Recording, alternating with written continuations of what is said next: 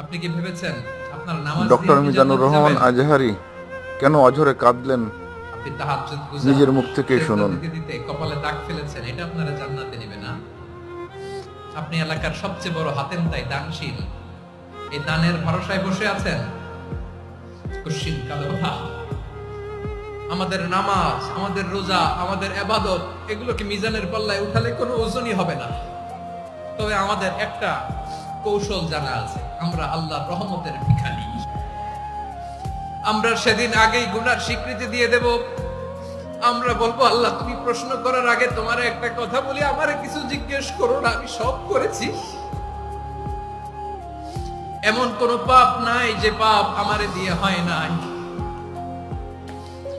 তোমার রহমত দিয়ে তুমি জান্নাতে পাঠাবা, তোমার দয়ায় জান্নাতে যেতে চাই, আমল দিয়ে না। পারবেন বলতে?